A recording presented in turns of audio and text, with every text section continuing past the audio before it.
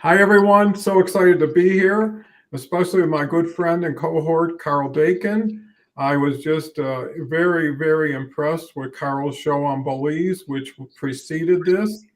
And I know Karl has a show on community redevelopment, which I'll be honored to be a guest of tomorrow, which again is an hour before this show, 10 a.m. Eastern, 8 a.m. Mountain, 7 a.m. Pacific to cover the whole country. And today's show is about crowdfunding and anything also related to it. So chat's open. We always look forward to interaction with our audience and are here to serve the audience in the best way possible, hopefully to provide some great information and some takeaways. So with that said, Karl, now that you're all warmed up from your show, looks like we should be be on a roll. So why don't you start off and kind of share a little bit about what you're doing, and also first thoughts on crowdsourcing or crowdfunding. Sure. Well, crowdsourcing is a form of crowdfunding. They actually one led to the other.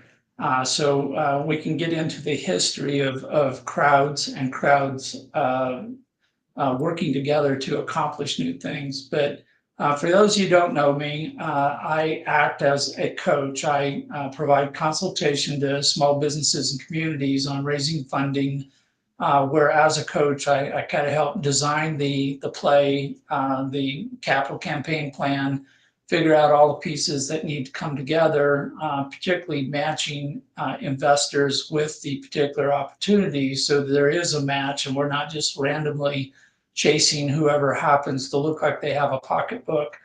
And then actually running the campaign as a extended process that requires a little greater help, a little greater focus that maybe than what a company or a group is already doing. And in that, I work with all kinds of communities and businesses. I am working on a variety of capital campaigns at the moment that are either in design or we're just getting ready to launch funding for businesses across the United States, but occasionally dipping across the border.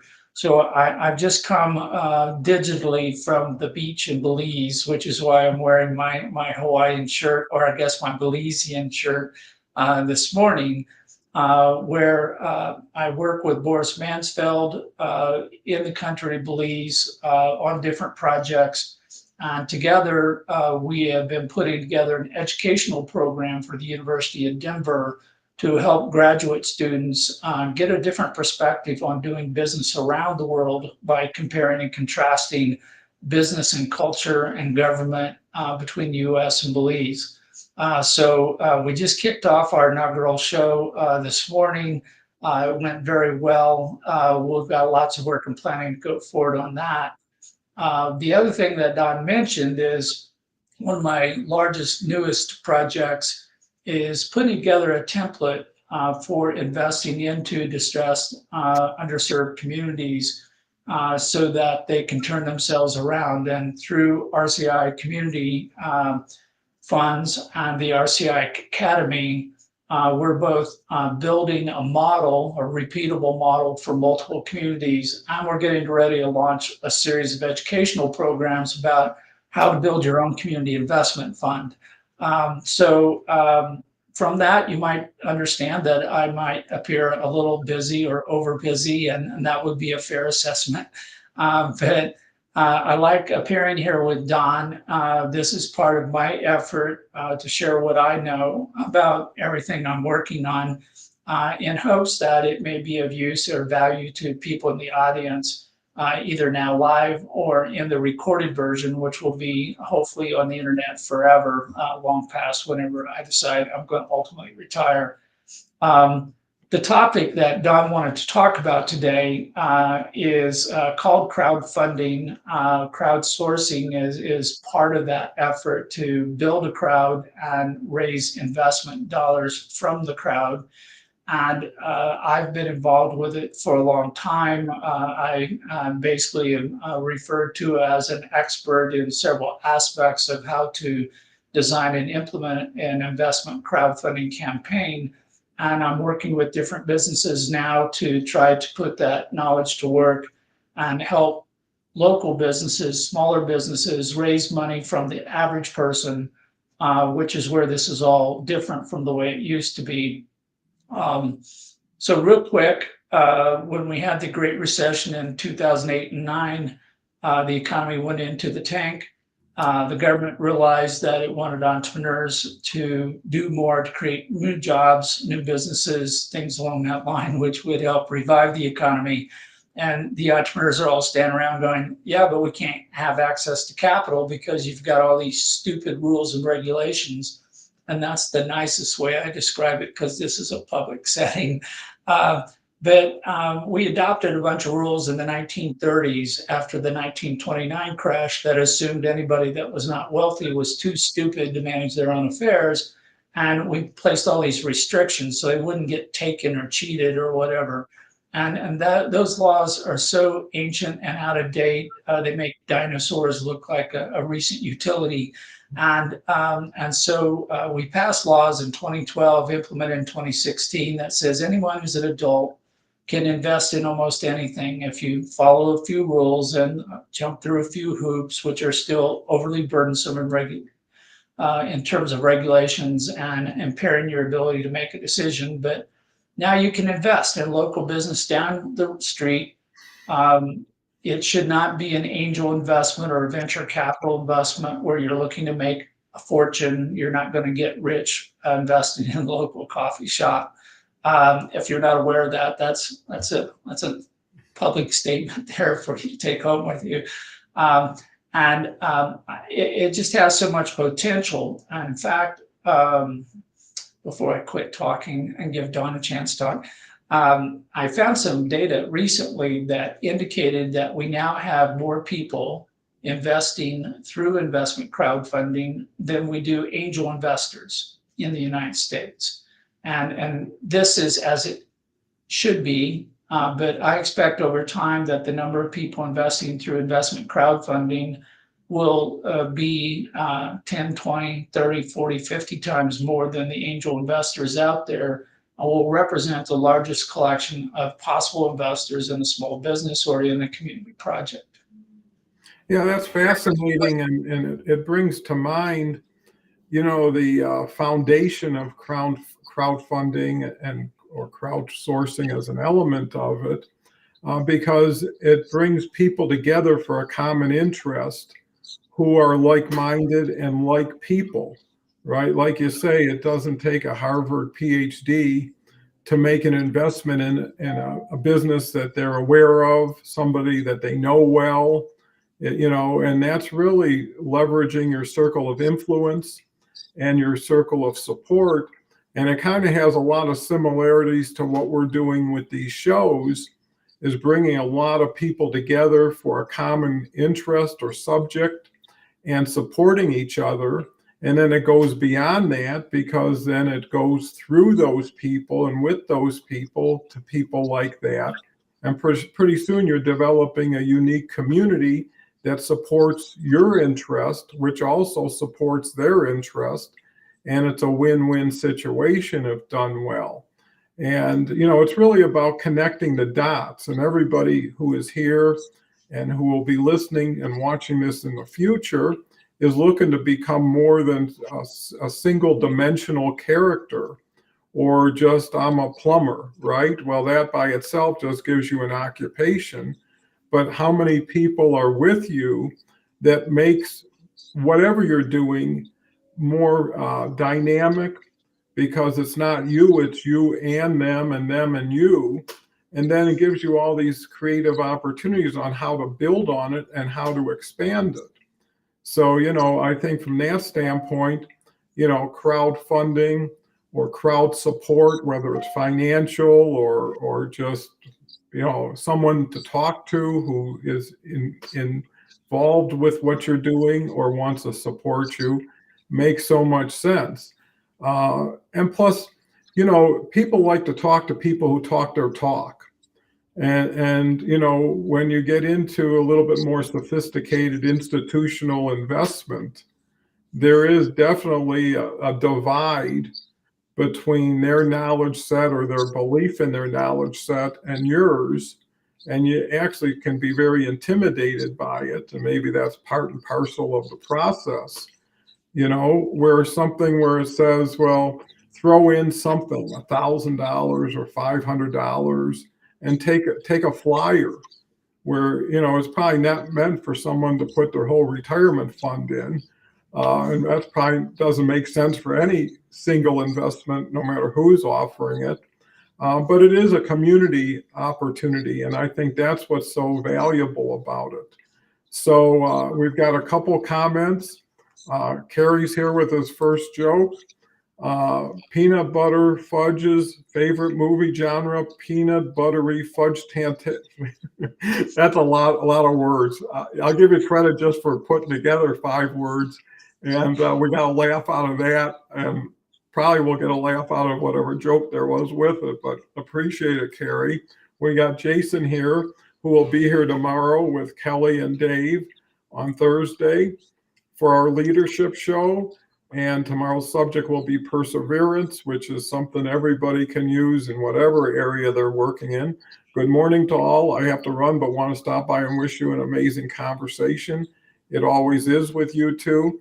And I think, anybody who supports you through crowdfunding, gives you that motivation and validation that says, oh, if Jim Smith down the street decided he'd take a flyer with me, that makes me more confident, because it's not just me believing in something or thinking I got a great idea here. And it's also the friendships that you develop through that, because it is a team project if done properly, and can have very, very strong collateral benefits. So I know you mentioned, Karl, how you got into it based on the change of law, the economy, and getting away from legacy, unrelatable laws that were done maybe almost 100 years ago. Since getting into it, what have you identified or appreciated that you didn't know when you first started? Pretty much everything. So this is an area where we have a whole lot of cultural expectations built up over the decades of people thinking that people with money are smarter. People with money, and a lot of myths in the capital industry, which are just false. But a lot of entrepreneurs think that because they have a new opportunity, that anyone with money wants to meet them and invest in them, and that they can't wait to do so. I publish a newsletter called Instant Funding, where I had one of my moments yesterday, because I had one too many people call me yesterday, go, can you get me money in the next 2 days? And I just reached a point of frustration that may have come out of my article, where I'm going like, there are 3 keys to raising funding. The first one is trust. It's something that Don and I talked about a lot. Nobody's going to give you money unless they trust you. And if they don't know you and they don't have a relationship with you, then there's no basis for trust. And it's almost impossible to do an instant coffee version of trust. I've not seen a jar of instant trust being sold at the local grocery store. The second thing is that the investor's got to have money standing ready to do an immediate investment. And good investors got their money already at work. So they're going to have to pull out of one investment, roll it over into another investment. And a lot of private equity firms, venture capitalists at the moment, have their money trapped in a lot of businesses they can't get out of at a good price. And there's a scarcity of money in the more institutional forms. So it's impacting the market from that standpoint. The third one, and probably the most important, is the investor has to choose you out of a beauty contest of tens of thousands, hundreds of thousands of other businesses that are, and community projects and other things that are competing for their money. In fact, you're when they're raising money, you're competing with the spouse, the partner of the person who's got you've got their charities, you got anything else that they want to spend money on, these all compete for the same pocketbook. And so a business that's coming out of the gate looking for money has to think, can I form a relationship of trust? Does the person have money ready to invest? And do I win the competition with everybody else? And it can't be done in 2 days. It won't happen in 2 days. I had a message on LinkedIn this morning where a person posted up a need and said they needed the money in 2 weeks. And I kindly said, I don't know anybody who invests in 2 weeks, so I can't be of help. So crowdfunding, in many ways, is an attempt to address a lot of these, I will call it, shortfalls of classical investing, of a rich person putting money into a business with an expectation of a high rate of return. Crowdfunding was not created for angel investors. It was not created for private equity investors. These people already have dozens and dozens of opportunities, different mechanisms for making investments. They already have lots of opportunity. This was created for the average person, Joe, John, Sally, Mary, whoever on the street, who doesn't have that much money. And they were given an opportunity now to invest in opportunities. And sure, they would like to put their money into something that's going to create a high rate of return, but there just simply aren't that many. Out of the tens of thousands of opportunities out there, less than 1% will create a rate of return that will typically match what an angel or PE firm is looking for. So what do you do with all the rest of the businesses that also need money? Well, these businesses, historically, something like 70% of them make less than a 10% profit margin per year. There's nothing there to work with that's going to create a high rate of return. The owner can give up 100% of the ownership to an investor and still not meet their rate of return requirement. So what I've found is that if I think in terms of the average investor, somebody who's working investing out of their household budget instead of out of a major savings account or discretionary money, and I work with those people who are customers of the business, I can create a hybrid package of products, discounts, other things that create a higher value, potentially an immediate multiplier value for a small dollar investment. And because of that, now every business can look to their customer base as a primary source of investors, and it can build their business, build their brand, while they're also getting money in the door to help them grow their business and go forward. And so now we've stepped completely into a blue ocean strategy that's outside of all the norms, all the expectations, and all the myths that surround investing, and gotten down to kind of a Main Street reality.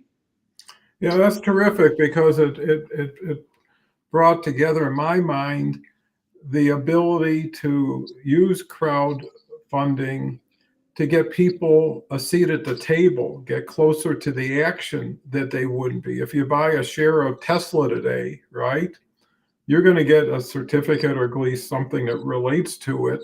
And you'll be getting the news that everybody else gets. You won't be asked for your opinion of what you think is going on or should go on. You won't have access to the principles that you would if you did a crowdfunding. And like Karl says, some of it is mixed. It's not all about the return. It's a lot to do with the association, with the pride of supporting somebody that you know. And, just for the same reason Karl mentioned that a lot of these businesses don't put off great profitability or large enough that one can figure, hey, this is going to get 500 times my investment. But it's something that you can kind of diversify into and have a few things going on over there without worrying about it every night. And also by learning about the business that you support. I remember Barbara Streisand once said that her whole investment strategy was based on what she enjoyed the most. And she was a big Starbucks customer, so she invested in Starbucks. She was really big on Costco. So you don't have to be someone who can read a bunch of spreadsheets and do a lot of different numbers. It could be something that you think, hey, if it's good enough for me, it's probably good enough for a lot of other people. And just by your association and the pride involved, to say that I'm maybe giving the little guy a chance that he might not have had, and keep a guy in business or gal. That can, so there's a lot of other personal benefits, professional benefits, social benefits, if one can appreciate it that way. And with appreciation, I'd love to recognize Leslie Flowers, who is one of the top players in the live stream LinkedIn game. Want to commend her for her latest book, which was a big hit, and she's coming out with her second book. I was honored to be on a show with Omar's 40th birthday show, which we were fortunate enough to be 2 of the 10 of Omar's inspired people. I will also say that whenever I talk to Harvey Tuck, he credits Leslie Flowers with a conversation that helped him really direct him in a most efficient way, which was focus on 1 or 2 things as opposed to doing 10, 12 things at once. Leslie has Mind Over Matter, an audio show on Mondays, which precedes this show. Also has Think and Grow Rich on Fridays, which precedes this show. And, it's so fun and interesting that everybody chose not to take this time slot to compete with it, because you lose 2 people in it. You lose the person who could have been commenting but is doing the show, and without really intention, competing for maybe the same audience at the same time. So it's really nice how we can interface and integrate with each other's show. And the other big thing that me and Karl talked about briefly before the show is being able to co-promote. It only takes 3 or 4 really good commenters to make the show happen. And it's mostly the relevant or the friendly ones. And in a sense, this is live stream crowdsourcing, right? Because we need people to support the show in order for us to do it and do it well. And in turn, we look for opportunities to support each other, because what comes around tends to go around. And plus, when you're associated with people that you knew put out really quality work, have a passion for it, have an interest in bringing value like Leslie does and Harvey does and Kelly does and everybody else that we're working with, it is kind of a family situation, that is really based on no obligation. I know there's a lot of groups out there like engagement pods. When they say raise your hand, you raise your hand. When they say comment, you comment. That's so phony. That is so inauthentic, and it's something I would never want to be associated with. But, having true friendships, and you don't need many, that can carry you beyond where you could have ever gone before. Because I know anytime I'm on anybody's show, I'm getting exposed to an audience that I would have never gotten to meet on my own show, and vice versa. So I think that lends itself to crowdfunding. Any collective, any community that can come together for a special purpose and for a special person, and I think to Karl's point, you can get the door slammed or never opened in your face by just knocking on a door, some venture capitalist, some investment banker, and say, I need money. But that just says, so what? It's like everybody needs money, and everybody we see needs money. But, one thing I'll say, by building your top of mind awareness, by building your visibility, you will stand out. And I would rather go into any investment group and say, here's the videos I've been producing on this subject. Here's the people I've been bringing on my show to show that I have credibility and great people want to spend time with me. And also, the audience may be a source of funding for you down the road, even though that might not have been your intention. But it may be your intention if you say, wow, I've got 20,000 subscribers to my newsletter or whatever. Maybe there's 4 or 5 people that may want to have an interest. And so I would say that there's a lot of value that people don't always see, because it's not direct value. It's not something you can start, like Karl says, in 2 days, I need money. No, well, if you give yourself maybe 10 months or a year, and maybe you should start doing that early, because what it'll also help you do is build your speaking skills, your interviewing skills and being interviewed, your ability to act on your feet, react in the moment, respond in the most natural way. Over time, it's like weightlifting. You won't know how strong you're getting because it's one day at a time, but it gives you that confidence. Plus, the other thing, I know we're mixing things, but they have similarities, is the ability to believe in yourself more when other people believe in you. And confidence does project and does attract in whatever you do. And it also shows diligence. It shows discipline. It shows perseverance, consistency. I mean, doing 500, 600 shows in a row every day for like a year and a half. I never planned on that, but you know what it is? If you enjoy it and you have fun on it, you look forward to it. It's only when you say, "Oh God, I got to do another one of these," or I'm stuck for an hour, versus how many times does the hour end and the conversations were just getting going.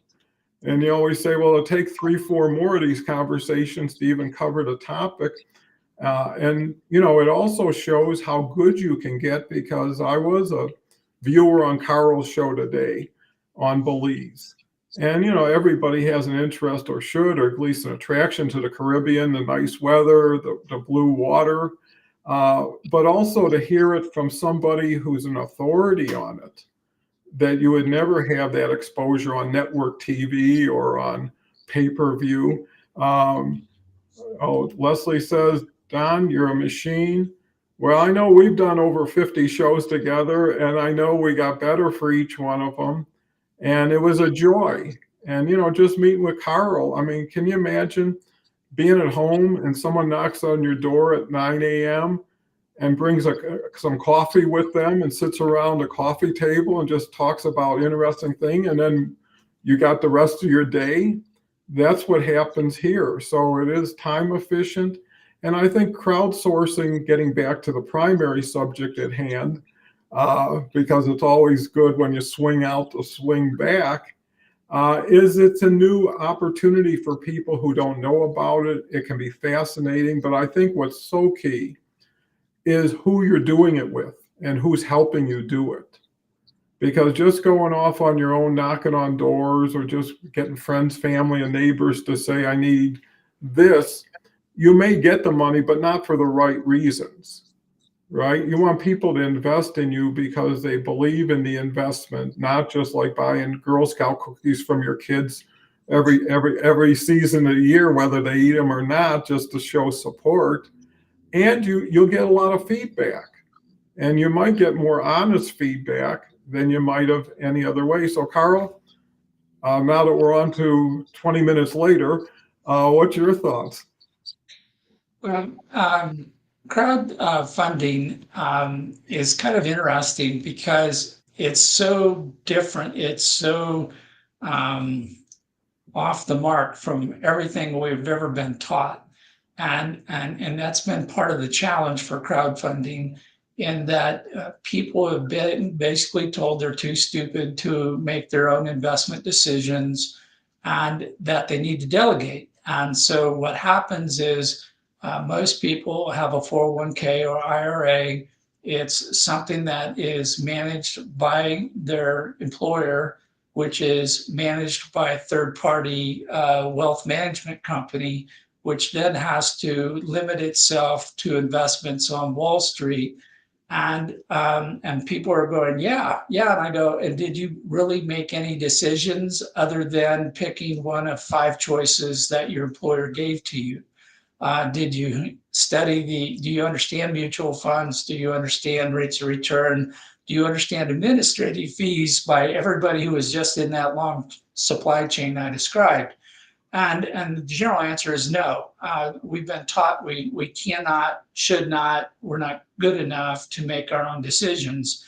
And unfortunately, the problem there is that the only people who are allowed to make their own decisions are accredited investors, which is measured by wealth alone. There's no other standard for letting someone make investments as an accredited investor. And individuals only make up 3% of the US population who meet these qualifications. So 97% of us who fall in that other group, we're supposedly not capable of understanding that Joe's coffee shop down the street is a good business. Joe knows what he's doing, and I like to buy my coffee there. And from that standpoint, crowdfunding has been described as the democratization of the capital industry because now everybody has a seat at the table, everybody can play. Historically, private investment was possible, but because of the nature of the way the laws worked, you would see a minimum investment set at something like $25,000. And at that level, almost nobody can play because nobody has $25,000 sitting in a bank account ready to deploy. With crowdfunding, we've seen a lot of offers start off at $100, something that somebody may have in their back pocket. It may still be part of their household budget, but now we're talking affordability. And that affordability means that everyone has the potential to participate and do something with it. What's kind of interesting to me, and it's kind of a slow realization back to your early question, what have I learned that I didn't know before? Is the word crowd precedes the word funding. And to get to funding, you have to have a crowd. And this is still I will call it the holy grail, the missing metric of how you go about doing this. But a crowd is essentially a large group of people who know you, who like what you're doing, and for whatever reason, may or may not want to put some of their resources available to you to do what you're doing. This may be reciprocal, where we each invest in each other's businesses. It may be because I'm a customer and I want you to continue to provide that.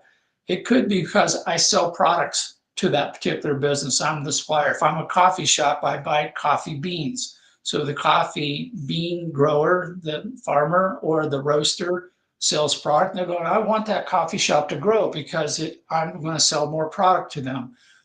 There are so many benefits that come out of a successful small business, out of a community project that go way beyond return on investment because they hire people for jobs. They pay taxes in the local community for safety, roads, and so forth. They may support a local charity that you believe in a social cause. All these things are done by small businesses.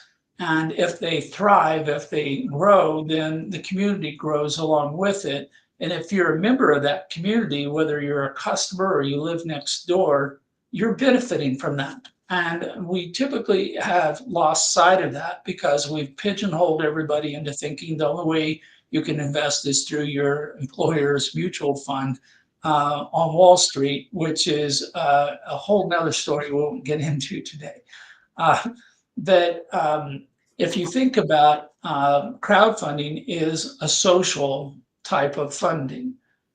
We are living in a society. If you've ever run a business, would you go out and start your business in the middle of the desert with no population? And the answer is generally no, because there's no customers there. If you have overnight delivery, we can make an adjustment or waiver in that equation. But the point being is you need customers. You want customers to like your product. You're trying to make a product or service that benefits your customers. Now think of everybody else who benefits from that sale occurring. And if you start thinking as a community, you start thinking socially, you're on the track to setting up and conducting a crowdfunding campaign that will be successful. But you can't do it overnight. Everybody says, well, what would be the perfect way to run a crowdfunding campaign? And my first response is invent a time machine, go back 10 years, start building your crowd, because it takes time to develop a large number of relationships of quality, of value, of duration. And that's done by any business that's been around for 5 or 10 years. They've gotten to that point. Startups, crowdfunding is going to be really tough for them. How do you introduce yourself to one you don't know, convince them that they should give you resources when you look like everybody else who also is trying to start a business? It really doesn't make a lot of sense for someone to do that unless this business can go to the moon overnight and they can become a unicorn and be worth billions of dollars. And the statistics of that are so low that we're not going to talk about that today.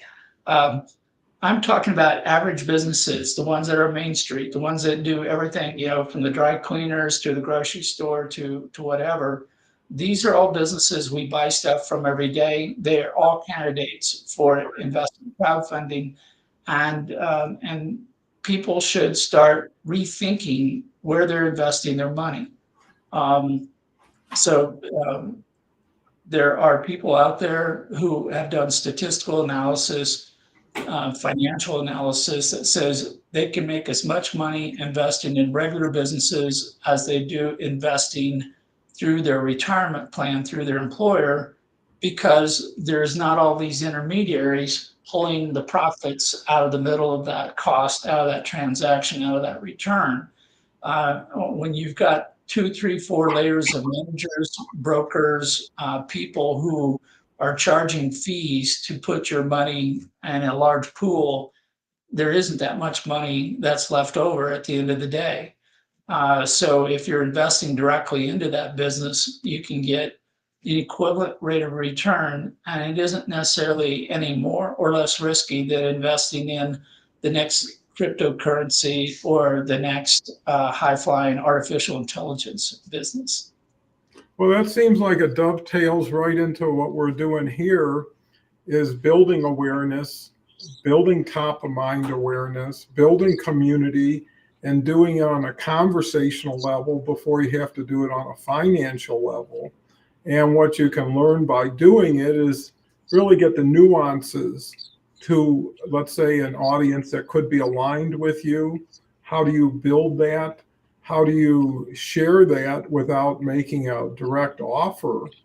But really, it's about telling your story. And that's what you do to any investment group. Everybody wants to know not only who you are, but what's your story, individually, professionally. More importantly, what's your business story that someone can buy into? And you can hone that over time and refine and distill it by the guests you have on your show, right? So now you're meeting people peer to peer instead of, please give me an opportunity to speak to your committee, or can I have 10 minutes of your time? And you just become one of another 10 minute of your time individual, versus like, hey, I watch your show. I love what you're saying. I believe in you. And, in the older days, people used to make investments based on relationship, based on trust. It used to be, well, who are you in your community? What do you do to give back? Are you an upstanding citizen? I mean, all those things that kind of got left by the wayside, because now if you don't hit this mark or that mark, you're just, there's too little time for most people who are managing money. And a lot of times they're just used to the same type of individuals or groups that come through their door. And sometimes you get diminished for no fault of your own because you're unfamiliar to them, or they don't want to make a further investment of theirs to get to know you better. So it's almost like it's like an audition. You only have a few minutes. And at that point, you don't have enough minutes, and maybe it'll get you somewhere, but it's a slow climb. And I know Karl can probably attest to this. Most people looking for money don't get it from the people they're going to, or don't get it as fast as they want, or under the terms that they would like. The other thing about, I think, crowdfunding that's important is you could start small with smaller people, and get going, and maybe all you need is $15,000, right? And that's enough to get you through the first 6 months or a year and position yourself for something bigger, or maybe go for another round with the same people, depending on the performance and the results you're getting. So, I think people just want a chance in the beginning, and raising whatever it is, 5, 10, 20 grand, gives that person that chance, and also doesn't put a lot of stress on the person investing, which then doesn't put a lot of stress on the person having to deliver. Because if you're looking for bigger money from bigger people, you're going to have certain, metrics that people are going to watch, and maybe get out of the gate slow. Maybe something else happens, and all of a sudden you're thinking not of a business, but the people who invested in it, and you start doing some strange things to do some short-term benefit that could be at the disadvantage of long-term gain. And that's what I would say is, like Karl mentioned, if you can't go back 10 years, start today for the next 10 years, and it probably won't take 10 years with the way things are. And you may find out that you were better off waiting and building that trust factor, identifying that community and working with it. What's interesting is a couple questions. Is there an opportunity for someone who has access to capital to be the interface between crowdfunding and investments? So in other words, if someone had $100,000 or $200,000, and Absolutely, Don. I want to talk to you about the 100,000 you have sitting in your safety account, your savings account right now. Yeah, it's an interesting phenomenon, and again, this is contrary to the way most things happen. But you'll see people put together an investment pool. They'll have people come to them and ask for money, and they'll ask for big chunks. Give me $250,000, $1 million, $5 million, and the money's there and gone again in a hurry. And I go, well, that's all well, but when you're an economic development group and you're trying to spur economic activity, you've just put all your eggs in one basket. If that business fails, which it has a reasonable possibility of doing no matter who it is, you've just lost all your investment. And I've been talking with economic developers, and we're working on doing some of this with community investment funds, where instead of putting all our money in one business, what we say is we go to the business and says, have you ever considered crowdfunding? And the general answer is no. And I go, well, if I invested in you $50,000 and you had to use it to go raise $500,000 to $5 million, would you do that?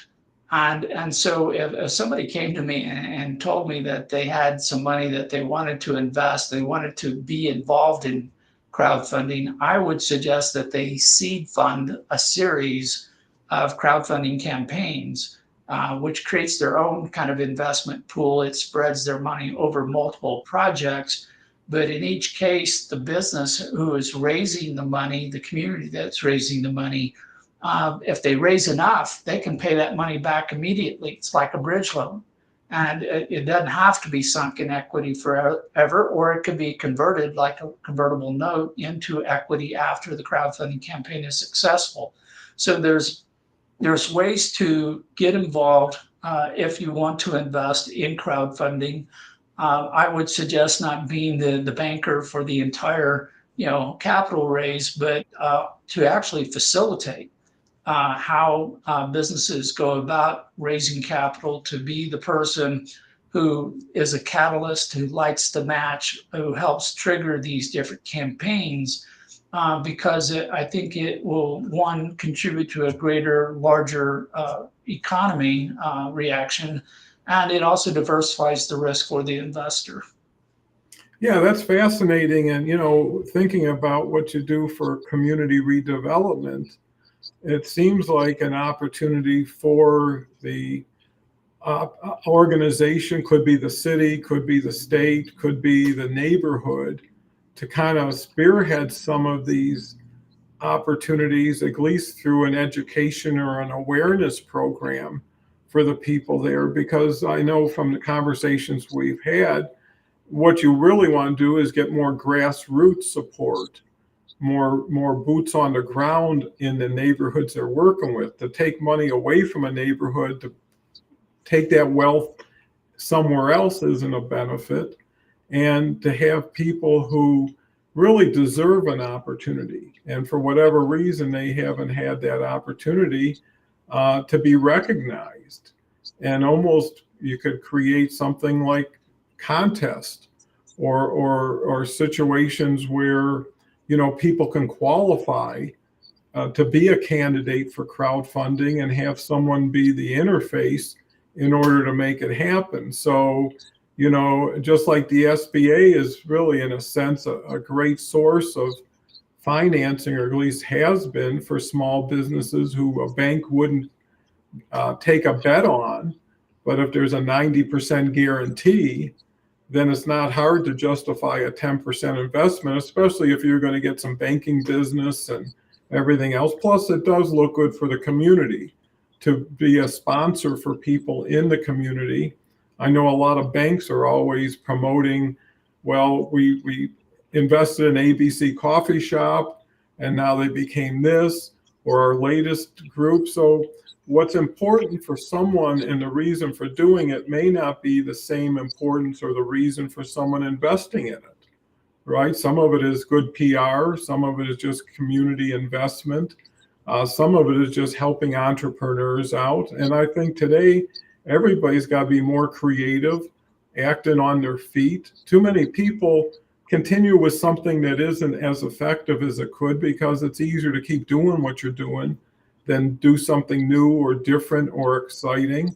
And what you want to do is bring energy to the community, to the business, and to the public. And that could be in all kinds of situations. Just like Karl said, if you're a supplier, if you're a landlord, you've got a vested interest in their longevity and their success. So if you have to pay a little to get them over a hump or two, or just show that you're a little bit more altruistic than most businesses, that can help you. Again, we're talking about how much, how long, how much risk. So in your experience, what is the success rate? And I guess it depends on how you measure success. It could be people getting their money back or a return on it. It could be businesses that really wouldn't have done what they were able to do without it. So what is the numbers or the probability of a, let's say, if you can call it an average crowdfunding investment, as to likelihood that it'll be a positive situation? Yeah, so starting with the statistics surrounding angel investments by wealthy individuals into businesses that they think are going to be high flyers, over the years, less than 2% of the pitches made by businesses get funding. And the numbers may be larger because they're going for larger dollar amounts, but that's not really an important metric for us. In crowdfunding right now, I believe the statistics are somewhere over 25% of the businesses are getting funded. The average total dollars raised is only $250,000.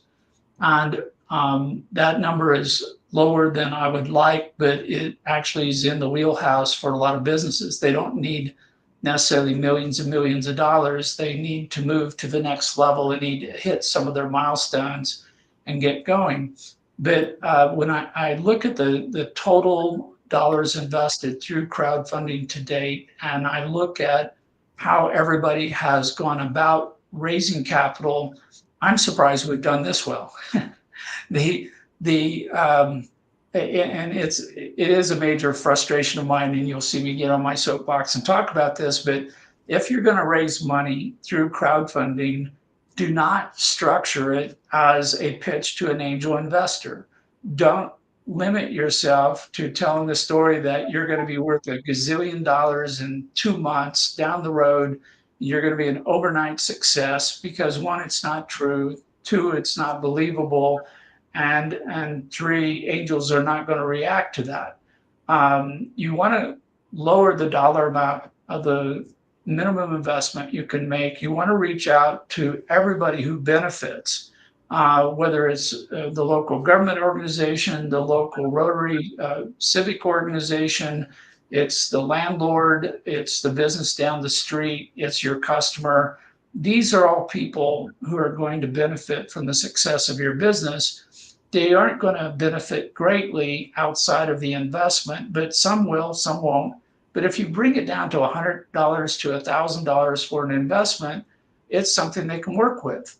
If you say, no, I need $25,000 as a minimum, they're one, I don't have the money. Two, I'm not going to go at risk with that amount of money, even if I could. So it just takes it off the table. And I think that as people, one, realize they have the power to invest in businesses in their backyard, and as businesses present this as a community styled, everybody can benefit type of a pitch. Yes, there's an ROI element in it, but there's maybe special packages for customers, special packages for people that live within 5 miles of the business.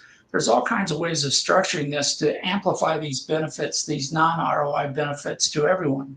And as we learn that, I just see that crowdfunding is going to soar. If only 3% of the population are accredited investors, that means that 97% of the population are not accredited investors. That means the group of potential investors is over 30 times greater, and not all people are wealthy invest. That was one of the things that I was a little surprised because a University of New Hampshire finally did an attempt to count the number of individual angel investors, and only got up to I think it was like 360,000 individual people make angel investments out of 33 million potential investors. So what's the deal? At the same time, we've seen crowdfunding year over year growing, jumping, moving faster because there's a lot more people. It's a numbers game in the positive sense of the word. So I think we're going to see a lot of motion here. I think we're going to see a lot more opportunity. But part of it is the people could be investors need to understand they have this new power, that it's in their hands to engage and support a local business. And the businesses need to rethink how they structure their pitches, their audience, their potential investors, so they match up better with them and give them something that is of greater value to them than simply telling them that somewhere down the road they might get some money greater than their investment in the future. Yeah, that's wonderful, valuable information. What comes to mind or a question is, can someone just have an ongoing crowdfunding campaign without completion? So in other words, if you went to a venture capitalist and they would say, okay, you're going to raise $1 million, and once you achieve that, you've got your funding. Where a crowdfunder may be able to say, well, we're crowdfunding for this initiative or for this business, and continue to take the $100, $500, and not have to have an absolute resolution. In other words, did you raise it or didn't you? What's your insight into that, Karl? Yeah, so I lost my image here. There were switch cameras. It's something. This happens occasionally just for fun, just to drive me crazy. But switch back to that camera, and I'm back. Typically, a crowdfunding campaign, all crowdfunding campaigns are regulated activities. So you're either going to have to get approval from the feds, or you're going to have to get approval from the local state that you're in, which is limited to the residents of that state. Almost all those put a 1-year cap on the length of the campaign as far as a term of time. If you put in a dollar amount, there are limitations by state or at the Fed level on how much money you can raise in a particular campaign, which is typically broken out on a year-to-year basis. So if you want to have a continuous campaign, you can do that, but on paper, regulatorily, you're going to run the campaign for a year, and then the day that the first campaign ends, you're going to restart the campaign over again. I've actually proposed this model for a common ownership in an apartment complex where you would set up ownership of the building as a business, and the tenants could contribute on a month-to-month basis towards buying a greater ownership percentage. And you could set the building up so you know that the increase in rents over time is constant and projectable, as opposed to suddenly getting a spike and getting evicted. And you would simply start the campaign on January 1st, end it on December 31st, and the next January, you extend it for 5, 10, 15, 20 years, which could be the length of residency that a person might have in a building, giving them a chance to build wealth over that term of time. So you've got some time caps, you've got some dollar caps. They're all things you can work with. And usually you don't want to run a forever campaign, because if you're actually building the value of your business, you're going to want to take stops along the way and raise the price of participation in your business. But again, these are tied to some of the old concepts. They're not necessarily going to be true going forward, working with your customers in your community. Okay, well, that makes a lot of sense. And, I think that's why it even makes more sense to get to know somebody like Karl if you are sincerely interested in doing something with this vehicle, because knowledge is power. And most people, even myself, have misperceptions of what something is based on what you read, based on what you heard. And you think about it as, whatever you think about it could be something exciting, or it could be something that can create a little fear in you. But, it's always better to have more options, understand where you fit in. There are, that's why they have venture capital players, because there's a certain population that can relate and align, and vice versa. That's why they have investment bankers if you want to do a private placement. That's where you have people like Irwin Jack, who we know, and he does 100 million to 5 billion, which I'm always impressed with those numbers, and anybody else probably should.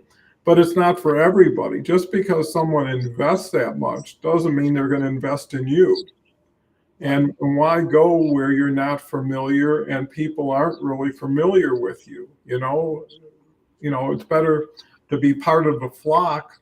And also, I think is maybe investing in crowdfunding may give you a feel for the other side of the coin. So when you do it, you know what the sense is for those investors, because you were one of them at one point, and can see the ups and downs. And so it is a learning experience and a growing experience. So maybe you put $100 in, never got it out, but you got $500 worth of wisdom from it, or got to know somebody.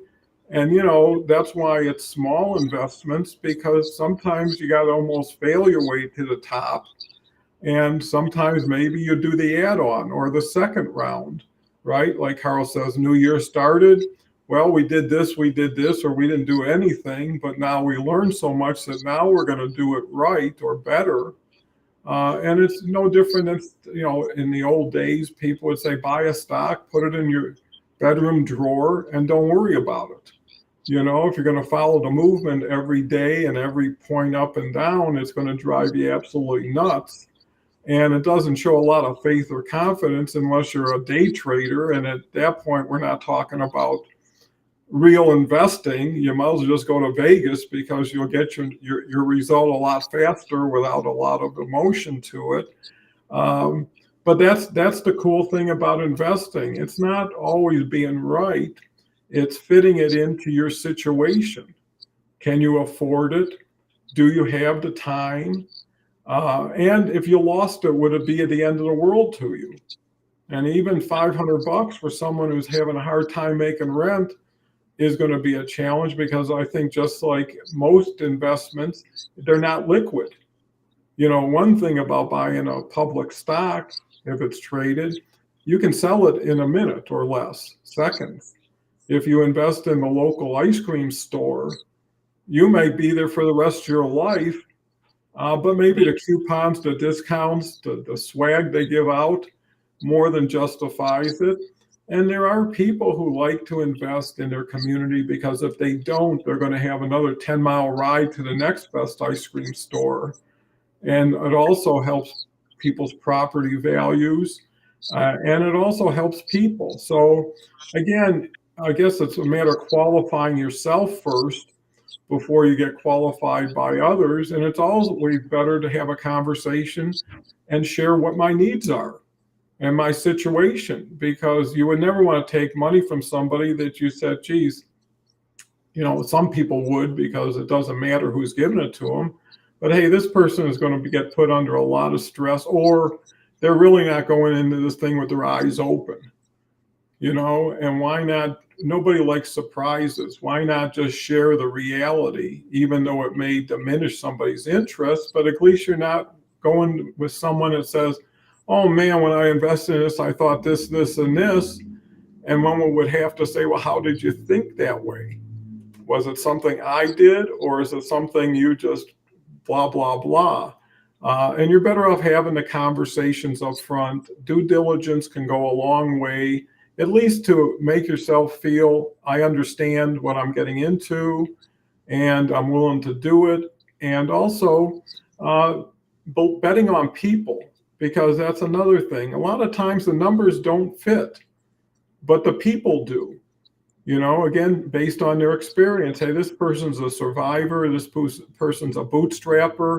This person can work their way around situations, and I'll invest in them because I believe in them. And sometimes that's probably the best thing you can have going for you when you're investing in a small business, is the owner, because without that person, there is no business. There is no CFO or CMO as part of the team. The guy owning an ice cream store is scooping the ice cream, cleaning the floor, doing everything he can to keep a roof over his head. And I think those are the qualities that someone would have to integrate into their thought process, and also integrate into their offering process. So looks like we're an hour into food funding. I didn't believe it went this fast. Usman is here. I want to recognize Usman. I know he comments on Karl's show, and in a sense, you're a crowdfunding investor in our shows by coming to these shows, by supporting us, motivating us. And that's part and parcel of what you'll be doing to a small business owner. So hopefully over time, and I know we're getting more niche-y all the time with our programming, is we'll have a crowdfunding show and eventually have a whole stable of wonderful people who are maybe at the front end of their process instead of at the latter end. And we can all build together. And it might be food for thought for everybody listening now or in the future to start thinking about something like a live stream show, having a story, and having the ability to tell the story in a way that is very, very authentic and thoughtful. So, Karl, any last words you might have? Yeah, I appreciate being on your show and talking about crowdfunding. As you may have picked up, it's a topic that's very important to me. I think that this is, I've been running a series of articles in my daily newsletter, Instant Funding, on the future of the capital industry. And I do see crowdfunding taking a more dominant position that a lot, because everybody gets a chance to participate. It's going to become bigger dollar wise, participation wise. And I think investing $100 in a small business may be one of the cheapest tuition fees you can pay to learn about what happens in a small business. I mean, when you talk about the ice cream shop, do you ask the question, do you go down to the ice cream market every morning and get fresh ice cream? or is that the fish guy down the street who does that? Knowing how your local business operates is really, really important for you as a member of your community, understanding how it works, how community wealth is built, how it benefits you. And if you're a business raising money, you should simply stop everybody you talk to over the next 30 days and say, if my business is successful, how will it benefit this person? It's a very enlightening engagement to suddenly realize how much you're contributing to the benefit of your community and the world around you. It's not all about dollars and cents. So that's my parting comment for this morning. I have a lot more questions, but not a lot more time. So put people on the edge of their seat till we can get our next episode and have episode 2 of this, which would be cool, because we are thinking about content strategies and the ability to have more of a comprehensive approach to things. So stay tuned, because we're definitely still a work in progress, and hopefully we'll always be in a position where we can continue to grow and expand together. So with that said, Want to thank Karl. If you have an opportunity, visit Karl's show with me tomorrow, 10 a.m. Eastern Time. You can see it through Karl's profile. Just go to post or to events, and it'll show up when it starts. And naturally, if there's anything that we haven't covered that you're interested in, or you have a motivation to talk about crowdfunding, I can speak for Cohen and myself. We're always open. We're glad to have a 15-minute call with anybody, especially people who support us. And with that said, come back in 22 hours and see me and Karl tomorrow, and come back in 23 hours and see me, Kelly, Dave, and Jason tomorrow. So can't thank you all enough. So we'll keep doing the show so we can keep thanking you. So with that said,